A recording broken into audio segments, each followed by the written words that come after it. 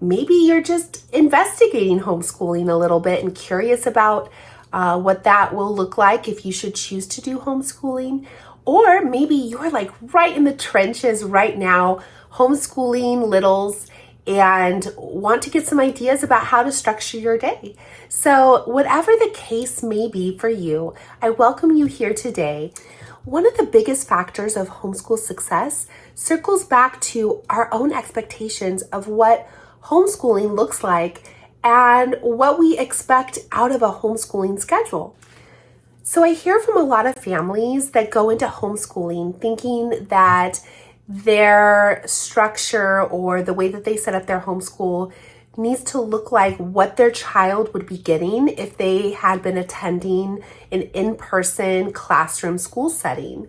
And I'm here today to tell you why that's not the case and why we can really structure it to be what is the best for our children and our family. But before we dig into the topic today, I encourage you to subscribe for all the weekly episodes and resources for littles and parents and families of learning littles, and to take advantage of all that I have to offer with research-based information that you can depend on. Remember, in a classroom at any given time, we have 1 to 2 adults and about 20 to 35-year-olds. So this includes making time for bathrooming pauses, behavior management, clerical tasks, and assemblies, office interruptions. There's a lot of stuff going on inside a classroom that's not necessarily instructional minutes. Even when we are in that instructional time frame, we still have to get students from activity to activity. So for example, if I have my students at carpet time, but I need to now get them to center time, we definitely have routines and structures in place that help us make that transition really smooth, but it also takes up time. And these type of things just aren't considerations when you're homeschooling to the same extent. So that's where a little more freedom comes in, and that's also why it takes less time to homeschool. That's why children don't need 6-hour days or 5-hour days when they are homeschooling. That's why we can do our instructional time within an hour. If you're a kindergartner, I definitely wouldn't recommend more than an hour worth of instructional time. So tip number 1, there is no set formula when it comes to setting a schedule. The one thing that I would recommend is that once you land on a schedule, that you maintain consistency, because children tend to do better and thrive in environments where they know what to expect. When you're little, so much is out of your control and there's so much new all around you all the time that knowing what to expect is really the best way to set the stage for success.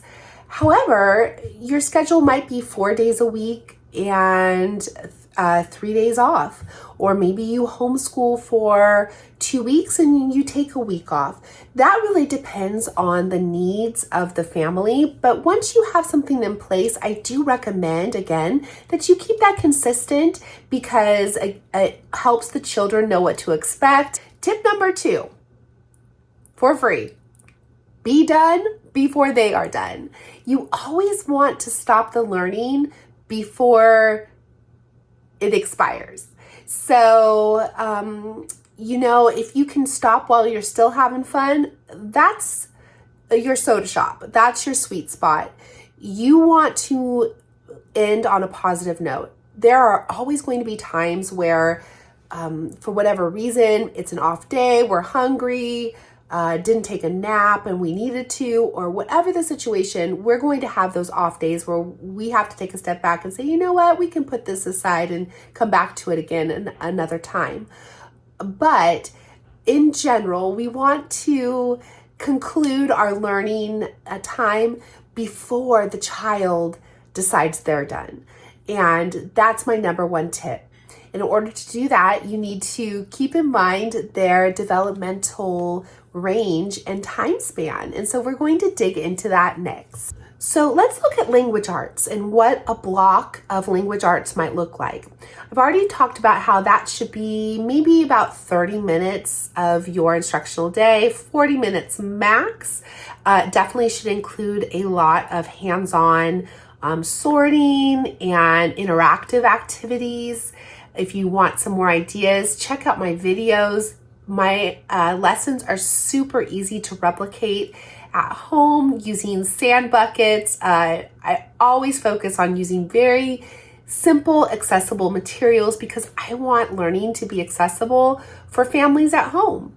But looking at language arts and really the skills that we're developing in literacy, we're preparing them for successful reading and writing.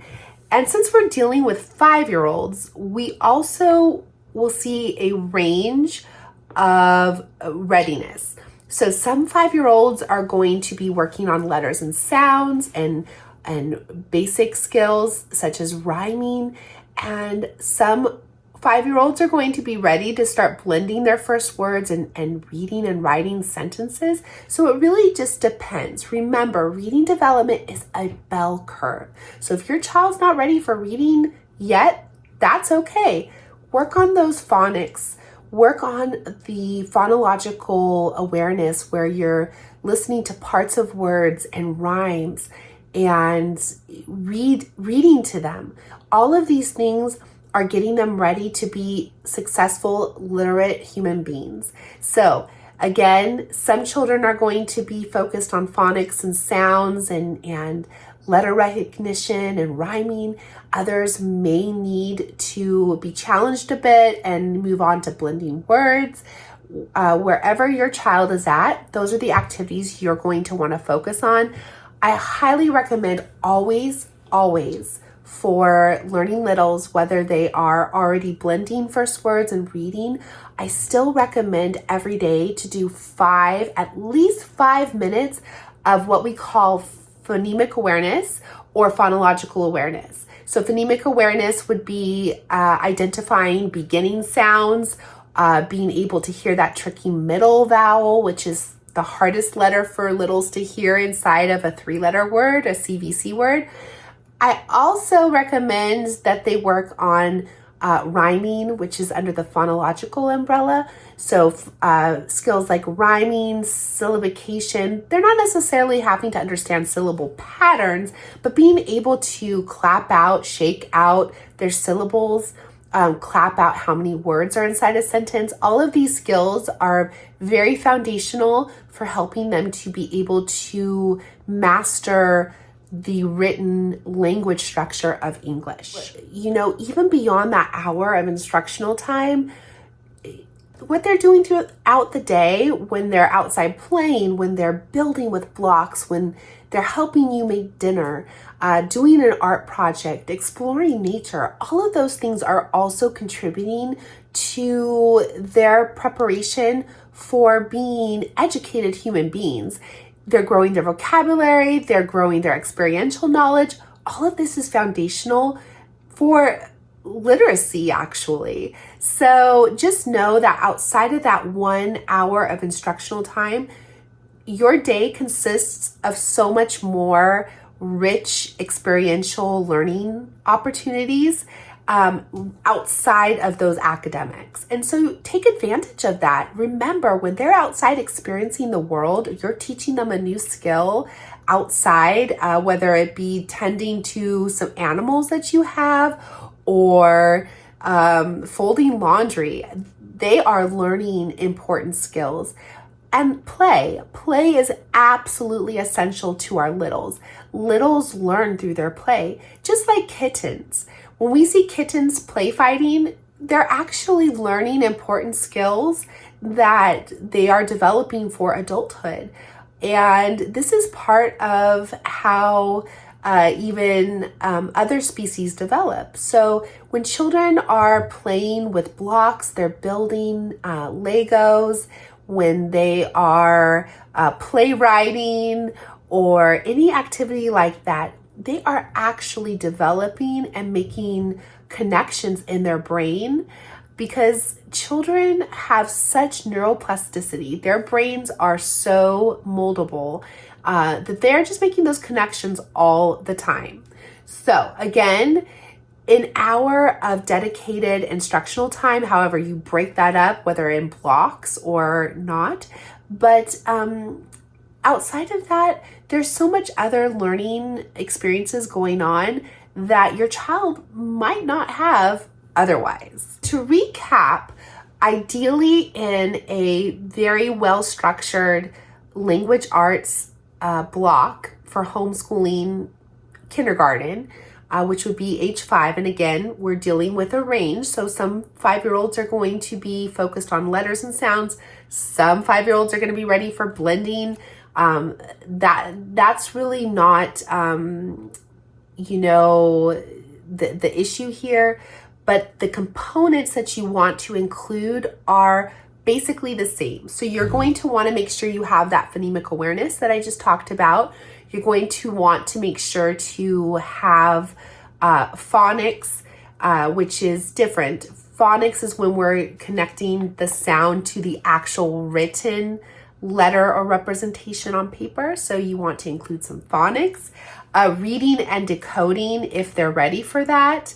Literature read alouds. So when we're doing literacy and literature with kids, we want to include opportunities for them to listen to us read to them and discuss the text with them. That's going to get them ready to analyze and process text.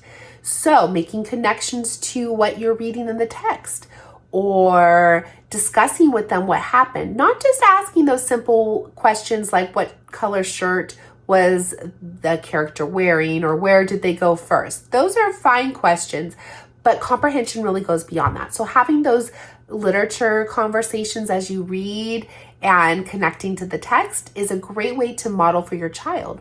When you read aloud, you're also showing them how books work. So you're showing them where they start when they read, which way they go. You can point out that there's spaces between the words. Maybe you want to point out the punctuation. Oh, the character was super excited, so they used an exclamation point. There's all these opportunities, very rich opportunities to point out literacy skills to our children. So having a literature component in our language arts is super essential, even though, as they say, reading to a child doesn't necessarily teach them how to read. It's a critical component of children successfully learning to read. So don't allow a creator to come along and say, oh, reading to a child doesn't teach them to read.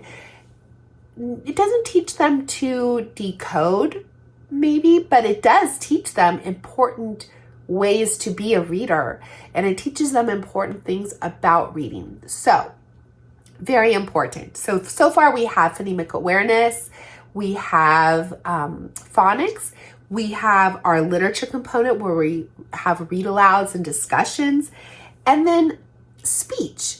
Speech and language is actually a big part of language arts. And this is really where our vocabulary development comes into play. So in that case, a lot of times I encourage families to have experiential activities where they're going out and discussing experiences that include vocabulary that they're learning. But again, also reading to your child is growing their vocabulary. And for that purpose, I actually recommend when you do a read aloud to try to do a read aloud that's about one level right outside their range of independent reading if they are already reading. You want to give them something that's going to introduce vocabulary that maybe they're going to be a little bit unfamiliar with, and something new, so that you have the opportunity to talk about vocabulary as it comes up in the text. All right. So I'd love to hear your thoughts and what you think is important as far as what to include in your homeschool language arts program, what your homeschool day looks like, and any questions that you have too. I'd love to answer. And I'll see you next time when I teach to your super learning strengths, one child and family at a time.